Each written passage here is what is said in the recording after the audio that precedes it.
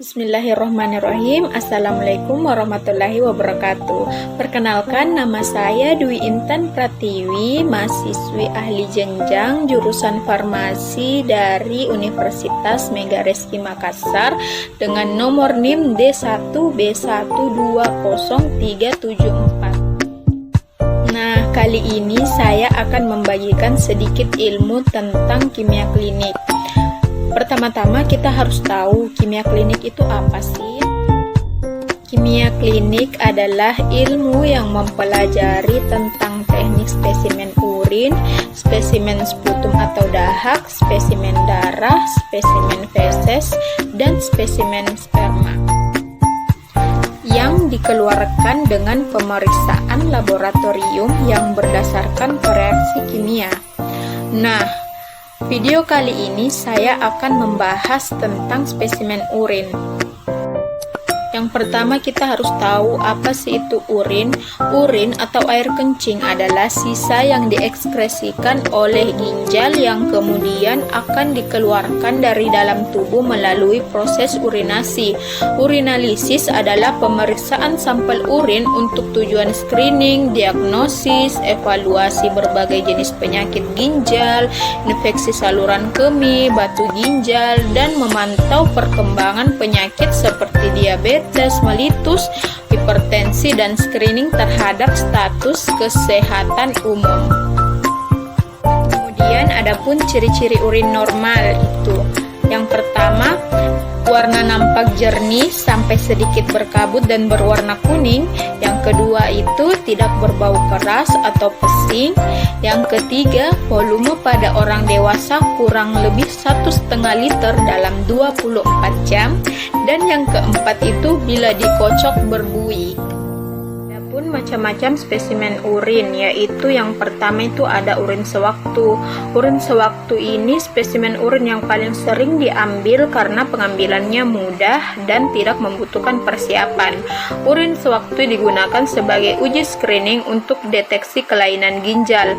Perlu diperhatikan riwayat aktivitas fisik sebelumnya.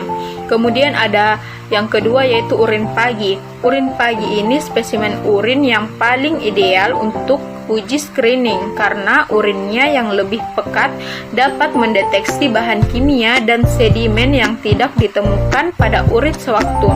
Spesimen diambil pada urin pertama setelah bangun tidur dan segera dikirim ke laboratorium kurang dari 2 jam. Dan kemudian ada urin 24 jam. Urin ini spesimen urin yang dikumpulkan dalam waktu 24 jam, dimulai dan diakhiri dengan kandung kemih yang kosong.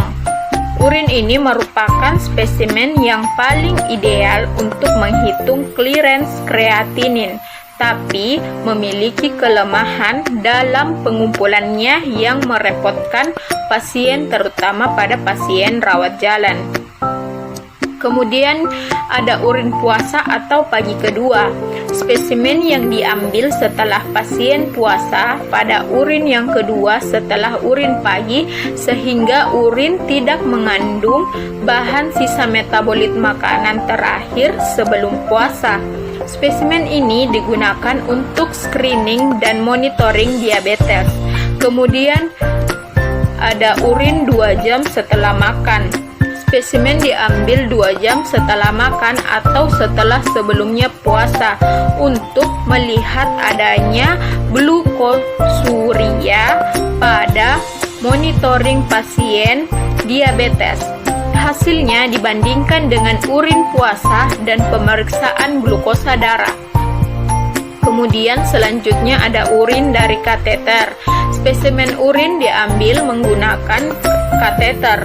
Biasanya digunakan pada pasien yang tidak bisa kencing atau pada pemeriksaan kultur urin. Jika urinalisis dan kultur urin diperiksa bersama, maka spesimen untuk kultur harus diambil terlebih dahulu untuk mencegah kontaminasi. Kemudian ada urin tengah. Cara pengambilan urin yang lebih aman dan tidak traumatik dibandingkan dengan kateter. Pengambilan dengan porsi tengah sebaiknya digunakan untuk setiap pemeriksaan urin rutin dan kultur bakteri karena kontaminasi sel epitel dan bakteri lebih sedikit. Genitalia eksterna dibersihkan sebelum dilakukan pengambilan. Urin yang pertama kali keluar dibuang, kemudian urin bagian tengah ditampung pada pot urin, dan selanjutnya urin terakhir dibuang. Kemudian ada urin suprapubik.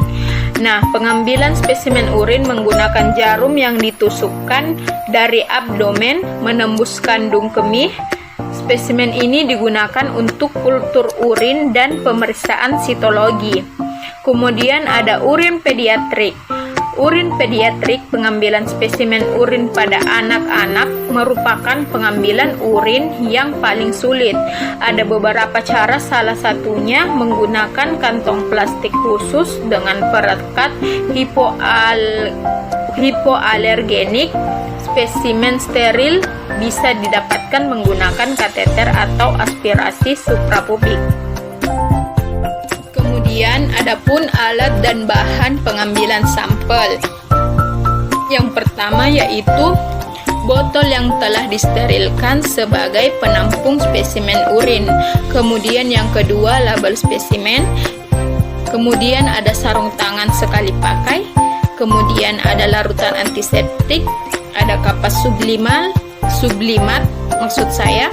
Kemudian formulir laboratorium, urinal jika pasien tidak dapat berjalan, kemudian baskom atau air hangat, ada waslap, sabun, dan handuk. Nah, kemudian ada cara pengambilan sampel. Yang pertama itu ada untuk wanita. Yang pertama itu pasien harus mencuci tangan dengan sabun terlebih dahulu. Kemudian tanggulkan pakaian dalam, lalu lebarkan labia dengan satu tangan. Kemudian yang ketiga itu bersihkan alat kelamin dan daerah sekitarnya. Yang keempat, keluarkan urin. Aliran urin yang pertama dibuang, kemudian aliran urin selanjutnya ditampung dalam wadah yang bersih dan steril yang telah disediakan. Pengumpulan urin selesai sebelum aliran urin habis. Kemudian diusahakan agar urin tidak membasahi daerah luar wadah. Kemudian yang kelima yaitu wadah ditutup rapat dan segera dikirim ke laboratorium. Kemudian untuk pria yaitu yang pertama pasien harus mencuci tangan dengan sabun terlebih dahulu. Kemudian bersihkan alat kelamin dan daerah sekitarnya. Kemudian yang ketiga, jika tidak disunat, tarik preputium ke belakang, keluarkan urin. Aliran urin yang pertama dibuang, kemudian aliran urin selanjutnya ditampung dalam wadah yang bersih dan steril yang telah disediakan. Diusahakan agar urin tidak membasahi daerah luar wadah. Kemudian yang keempat yaitu wadah ditutup rapat dan segera dikirim ke laboratorium. Kemudian adapun penanganan dan pengawetan spesimen urin, yaitu sebelum dikirim sampel harus diperiksa dalam kondisi baik. Salah satu indikatornya yaitu wadah spesimen. Wadah untuk menampung spesimen urin sebaiknya terbuat dari bahan plastik, tidak mudah pecah, bermulut besar, dan dapat menampung 10-15 mili urin dan harus dalam keadaan ditutup dengan rapat. Selain itu juga harus bersih dan kering, tidak mengandung bahan yang dapat mengubah komposisi suatu zat-zat yang terdapat di dalam urin. Kemudian jenis pengawetannya yaitu ada secara fisik. Sampel disimpan dalam pendingin pada suhu 2-8 derajat Celcius Celcius, namun dalam pemeriksaannya suhu yang digunakan adalah 15 derajat Celcius. Untuk menghindari terjadinya pengumpulan, sediaan sampel juga harus disimpan dalam keadaan tertutup rapat. Kemudian ada secara kimia, yaitu harus dipilih sesuai dengan kebutuhan analisis yang akan dilakukan. Kemudian adapun bahan pengawet urin. Yang pertama itu ada formalin untuk mengawetkan elemen-elemen dalam urin. Yang kedua ada HCl, yaitu untuk mengawetkan kalsium untuk tes fosforus. Dan yang ketiga ada sodium fluorida, digunakan untuk tes glukosa sebagai penghambat pertumbuhan bakteri dan mencegah glikolisis sel. Dan yang keempat ada timol, digunakan untuk mempunyai daya awet seperti toluena. Yang kelima ada toluena sebagai penghambat perombakan urin oleh kuman dan baik dipakai untuk mengawetkan glukosa. Kemudian yang keenam itu ada asam sulfat pekat. Asam sulfat pekat ini digunakan untuk mengawetkan urin untuk penetapan kuantitatif kalsium, nitrogen, dan zat organik lain. Kemudian yang ketujuh itu ada sodium karbonat, digunakan sebagai mengawetkan propirin dan urobilin. Kemudian yang kedelapan yaitu ada borik acid, digunakan sebagai mengawetkan elemen urin seperti estriol dan estrogen selama lebih dari 7 jam. Kemudian yang kesembilan itu ada natrium karbonat, digunakan sebagai mengawetkan urobinogen jika hendak menentukan ekskresinya per 24 jam. Kemudian yang ke-10 ada formaldehid merkuri benzoat yang digunakan sebagai peningkatan berat jenis urin. Kemudian adapun pemeriksaan pada spesimen urin. Yang pertama itu ada pemeriksaan berat jenis. Penentuan berat jenis urin dilakukan dengan menggunakan urometer. Pemeriksaan ini berhubungan dengan faal pemekatan ginjal, di mana semakin pekat urin, maka semakin tinggi berat jenisnya. Kemudian berat jenis urin normal itu antara 1,003 sampai 1,030. Jika berat jenis lebih kecil dari 1,003, maka dapat disebabkan oleh intake cairan berlebihan, hipotermi, alkalosis, dan gagal ginjal kronik. Sedangkan jika berat jenis lebih besar dari 1,030,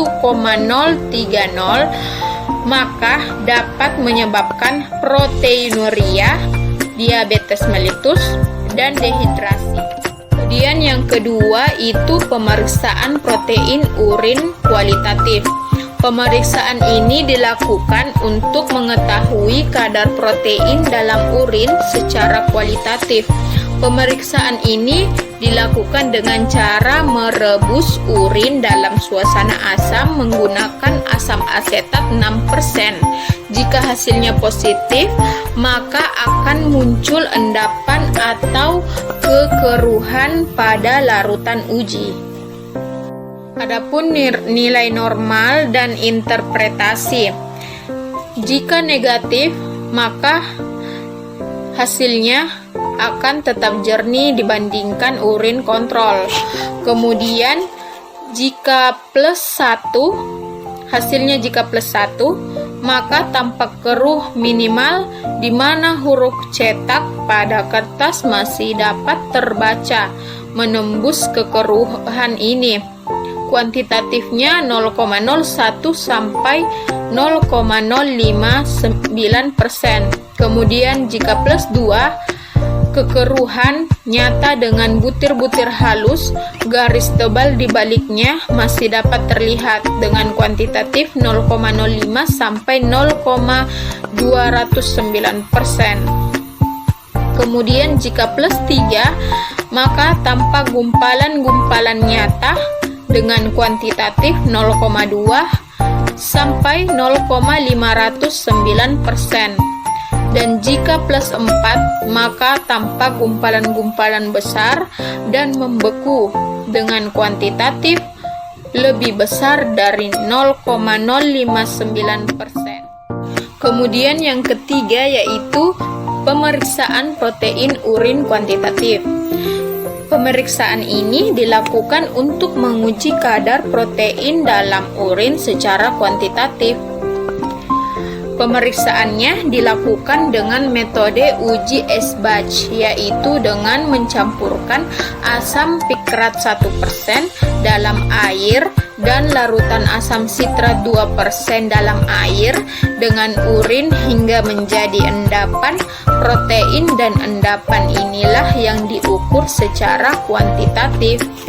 Kemudian yang keempat yaitu pemeriksaan glukosa urin. Pemeriksaan ini dilakukan untuk memeriksa adanya kandungan glukosa dalam sampel urin. Metode yang digunakan yaitu ada dua. Yang pertama Fehling A dan Fehling B, dan yang kedua yaitu Benedict. Kemudian nilai normal dan interpretasinya, jika negatif maka biru atau hijau keruh. Jika plus 1, maka keruh dan warna biru agak kuning. Jika plus 2, maka kuning kehijauan dengan endapan kuning. Jika plus 3, maka kuning kemerahan dengan endapan kuning merah.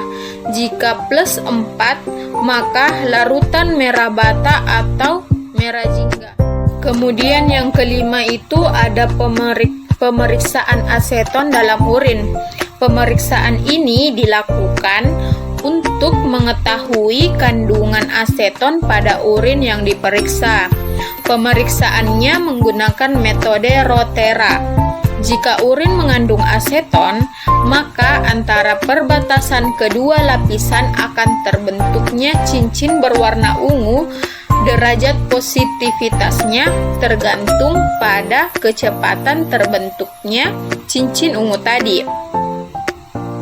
Adanya keton dalam urin disebabkan oleh intake karbohidrat, gangguan absorpsi karbohidrat atau kelainan gastrointestinal, gangguan metabolit karbohidrat misalnya diabetes mellitus, dan febris.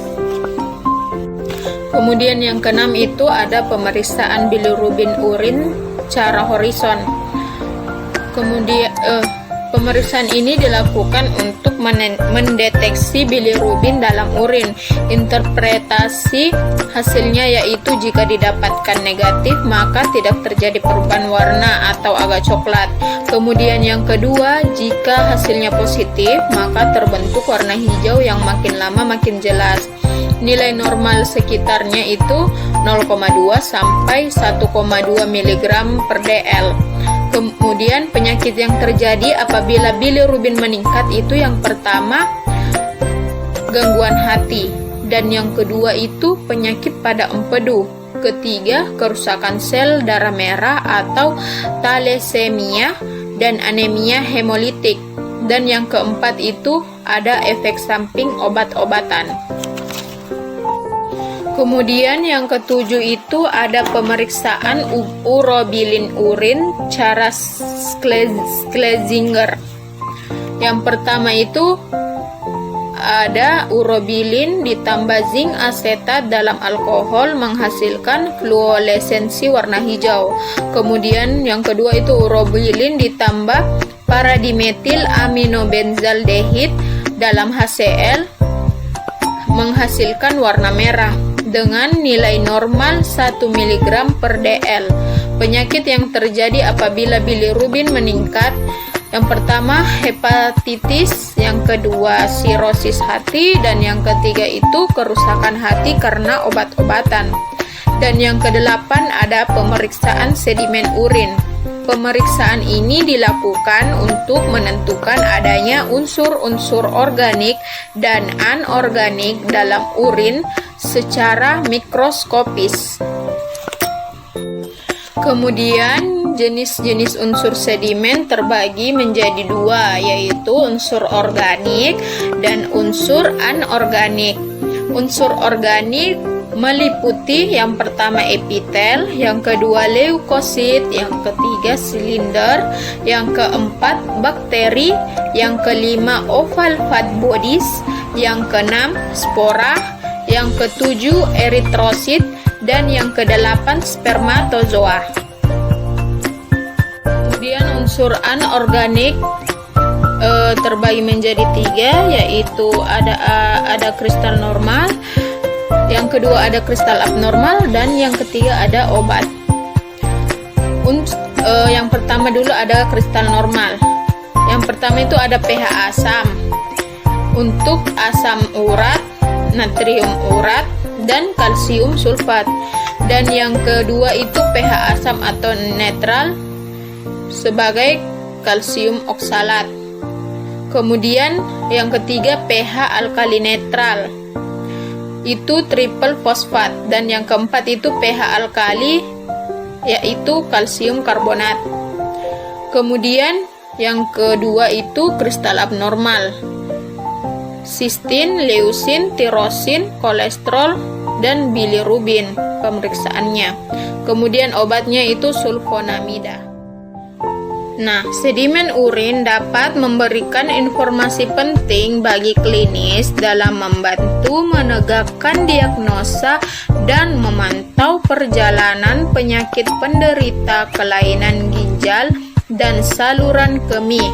Unsur organik biasanya lebih bermakna dibandingkan dengan unsur anorganik. Adapun nilai normal dan interpretasinya, dilaporkan jika eritrositnya atau LPK-nya normal, maka hasilnya 0 sampai 3. Jika plus 1, 4 sampai 8. Jika plus 2, 8 sampai 30. Jika plus 3 lebih dari 30, dan jika plus 4 berarti penuh. Dan jika dilaporkan leukositnya, maka normalnya yaitu 0 sampai 4. Jika plus 1 5 sampai 20. Jika plus 2 20 sampai 50. Jika plus 3 lebih dari 50, dan jika plus 4 berarti penuh. Kemudian jika dilaporkan silinder atau kristalnya, nilai normalnya yaitu 0 sampai 1. Jika plus 1 sampai 5. Jika hasilnya plus 2 5 sampai 10. Jika hasilnya plus 3 10 sampai 30, dan jika hasilnya plus 4 maka lebih dari 30. Nah, adapun perlakuan terhadap sisa sampel urin. Yang pertama, sampel urin yang sudah diperiksa dapat dibuang di tempat sampah infeksi yang umumnya berwarna merah. Ada pula yang dibuang langsung ke wastafel yang pembuangannya mengalir khusus ke tempat sampah infeksi. Untuk pemeriksaan urin yang tidak menggunakan bahan kimia, sampel urin dapat dimanfaatkan sebagai pupuk kompos. Nah, cukup sekian penjelasan singkat dari saya. Semoga ilmunya bermanfaat bagi kita semua. Saya akhiri. Assalamualaikum warahmatullahi wabarakatuh. Bye.